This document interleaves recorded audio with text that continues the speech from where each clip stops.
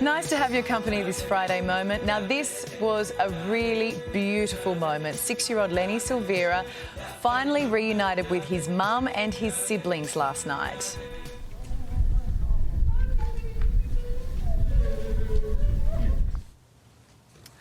So Lenny, who has cerebral palsy, and his dad Fabio had been stuck in Sydney after returning from the US, where little Lenny underwent brain surgery. Yesterday, Queensland authorities finally relented, granting him an exemption to quarantine at home with his family. I don't know about you, but just watching those pictures last night brought a tear to my eye. Let's discuss with ALP National President Wayne Swan, who is in Brisbane this morning, and in Sydney, the Deputy Editor of the Daily Telegraph, Anna Caldwell. Nice to see you both. Good morning. I mean, Wayne, what did you think when you saw that reunion? Well, it's incredibly moving, isn't it? You know, it's there are cases like that, and it's great that the Queensland authorities have relented and let him in. Yeah, I mean, you say it's great they relented. They relented because we raised it on our show. The Chief Health Officer knew about this case for months. They told her back in July. I mean, it shouldn't take us raising it, should it, for a humane decision to be made? No, I absolutely agree with that, but that doesn't undermine the case for the borders. I see borders are now returning even in New South Wales. So we've still got very big challenges, and there will be cases like that, and they should be fixed as soon as possible. See, I disagree with you there, Wayne. I don't think we should see cases like this. We're so far into this. We are still one country. We should have a way we can do it. I don't think there's any excuse for what happened with this family. No, I agree. I agree that there isn't. But the fact is that we do have very big challenges, and unfortunately these events will happen from time to time. But, you know, what we're seeing in Sydney today is that they're not going to let people at 80% vaccination go into regional New South Wales. That will present a whole lot of challenges as well. And look, I totally accept the challenges. I accept the challenges in trying to keep COVID out of Queensland as long as possible.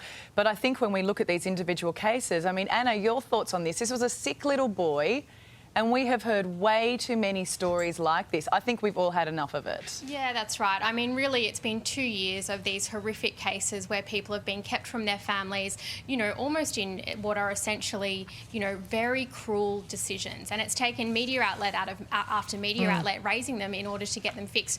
I really look forward to the day that we don't have to see these. You know, they were beautiful scenes last night, but I look forward to the day that we don't have to see them anymore. You know, they need to get their compassionate exemptions right. It's been a problem for 2 years almost now, and it's gone on for too long. And the other thing we need, I think, is a really clear path so people know, they have some certainty about what's going to happen over coming months. You know, at 80%, we need a commitment that the border will open. When is Anastasia going to give us a roadmap, Wayne? Well, I think she's made it very clear that the roadmap will hinge around 80% vaccination. And the doctor that you had on this morning pointed out that that could be achieved sometime in December. He was absolutely correct to make the point that people who are not getting vaccinated are incredibly selfish, and they ought to get off their behinds and get it done. So, you know, we've got to really have some urgency, and there is here from the state government, urgency about getting people vaccinated. Because if we don't get them vaccinated, we're going to end up in the same position that New South Wales has now found itself in. It's had to backtrack. It's had to say that people can't travel from Sydney to regional New South Wales because of low vaccination rates. So there's real urgency about getting those vaccination rates up, not just in the metropolitan areas, but in the country areas as well. So, but why haven't the politicians been pushing this harder earlier on? You knew this was coming. You've had a Chief Health Officer who, I mean, she's one of the main reasons why people have been not so happy about getting AstraZeneca. I absolutely reject that. I mean, one of the reasons it's behind in Queensland is all the vaccine went to New South Wales first. So we shouldn't forget that. Secondly, if you live in Queensland, you see this on a daily basis. They are out there setting up vaccination centres all over the place, in schools, all over the state. There's an incredible emphasis upon people getting vaccinated, but there is a selfishness among a part of the population that is holding that back. But there's a very, very strong campaign on the ground urging people to get vaccinated and pointing out that we need to get to 80% before we can get some relief on the borders. I mean, Anna, I know you're keen to get up to Queensland. It's a fair point that Wayne raises. With outbreaks in Sydney and in Melbourne, a lot of the vaccines did get targeted to those areas. Yeah, look, that is a fair point that Wayne Swan raises.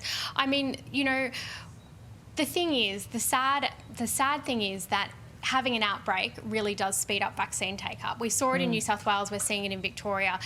You know, Queensland hasn't been through that, but I think the urgency needs to come now. You know, Wayne Swan is right. Anyone who's not getting vaccinated at the moment is holding the entire country back. You know, there's no point in really pointing fingers at this point in time. I think they just need to get on with it, get jabs in arms, so that we can open up and get our lives back. And let's just think ahead to what Christmas will look like if everything opens up. It's only 71 sleeps away, by the way. Wayne, you onto your Christmas present shopping yet? No, I'm not. But I'm just looking forward to all of the Sydney-siders surging over the border and crowding our shops and making life more difficult and making it harder to get away at the coast. That's what could happen for Christmas. Bring it on. Sounds like you're really excited to see us, Wayne. Yeah, all of you, including Karl. Yeah, well, we're very keen to get him north of the border for a while, but the problem is if he gets up there, I'm not sure you'll get rid of him. I'm sure we can deal with him up here.